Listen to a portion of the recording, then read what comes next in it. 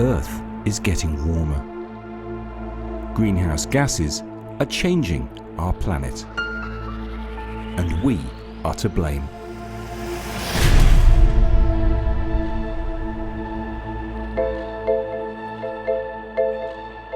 We burn fossil fuels like coal, natural gas and petroleum products for power and for transport,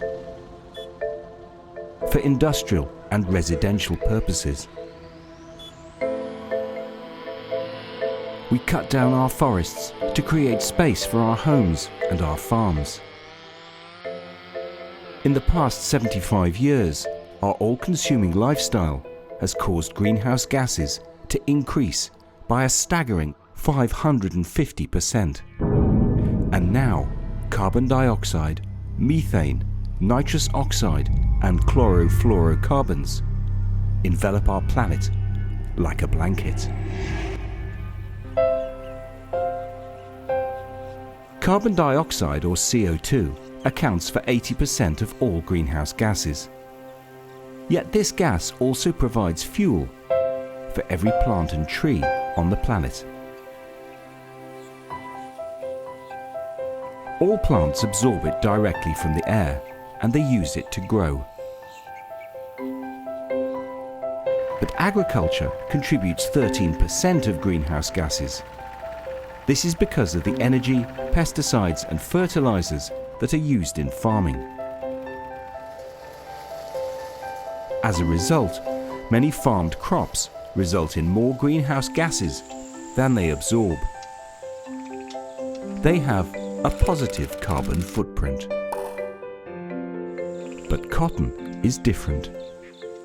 Growing 1 kilogram of cotton produces 1.7 kilograms of greenhouse gases. But as well as using the CO2 that it absorbs to grow, the cotton plant also uses CO2 to create the cellulose that makes up 97% of its cotton fiber.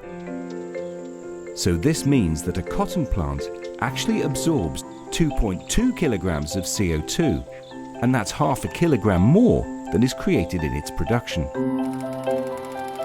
So cotton actually has a negative carbon footprint.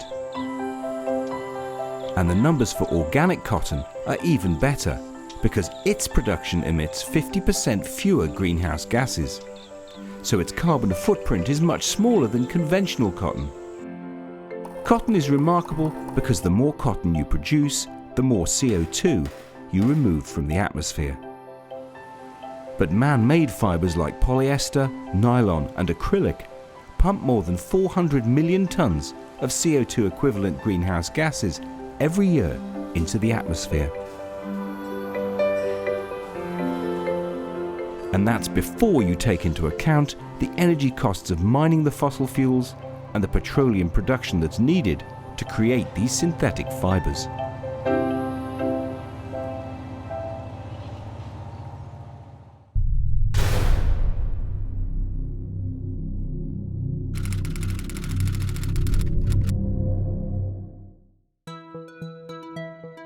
Cotton is a valuable resource in the war against global warming and climate change. But as we gradually heat up our planet, this valuable crop is at risk.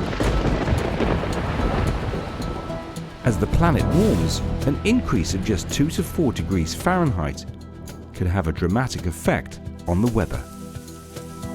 Unpredictable and rapidly changing weather patterns wreak havoc across the planet. And global warming has a destabilizing effect on rainfall patterns. As a result of unreliable rainfall, cotton producers around the world are having to rely more on irrigation. But in the least developed countries like Africa, they have no irrigation. Here, they rely solely on rainfall. And erratic rainfall means no water when the crop is thirsty. And it's not just a lack of rain. Too much rain can be just as devastating to the crop as too little. This is leading to very low cotton yields.